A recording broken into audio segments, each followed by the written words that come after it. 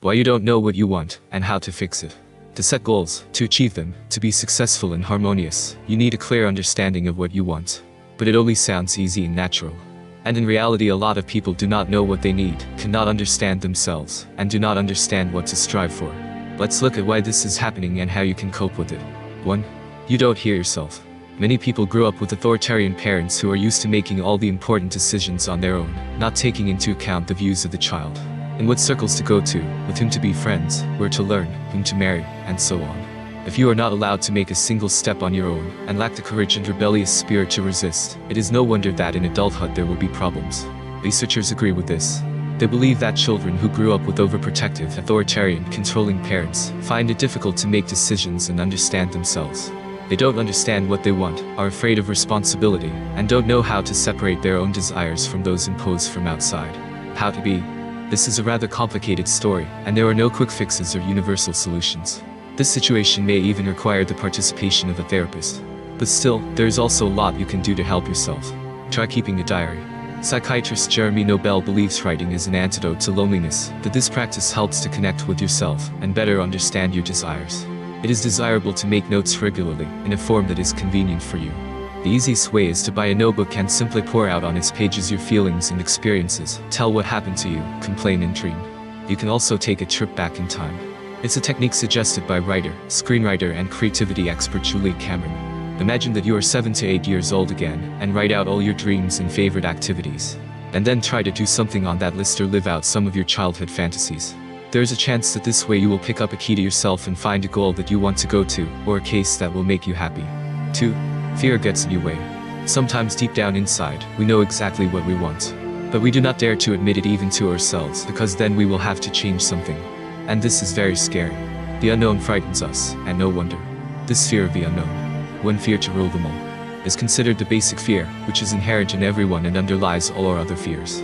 We don't know where our desires and aspirations will take us, so we pretend not to notice them. Yes, it makes us unhappy, but at least we don't have to take risks. Another fear that causes us to hide our dreams away and not think about them is the fear of failure. And, paradoxically, fear of success. If we succeed at something, we have to raise the bar and climb to new heights, and that's scary. The fears that cause us to hide in our shells and push our desires away with both hands are many. How to be? First, admit that you're afraid, and that's normal.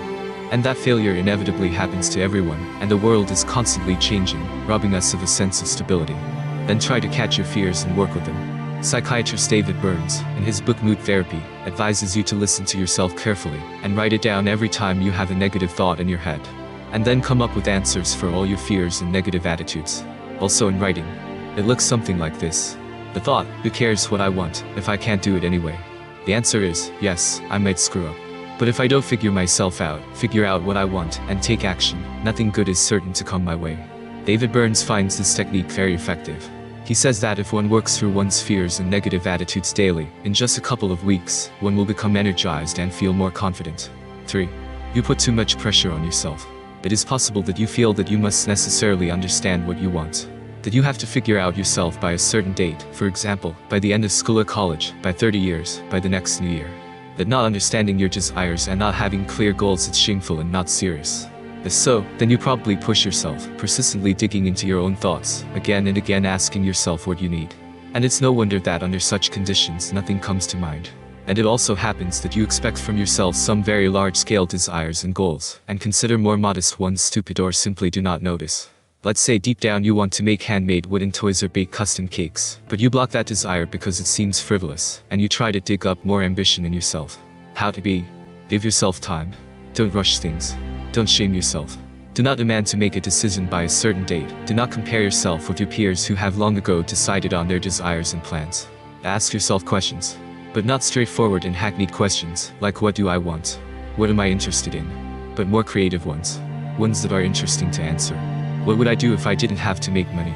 Which 5 activities bring me the most joy? And which ones, on the contrary, make me sad? What would I do if I had 5 lives? Barbara Sher, in her book What to Dream About, advises imagining the most disgusting life scenario. For example, I have to get up at 5 a.m. and drive 2 hours to the office, where I call different people all day and try to sell them products or services.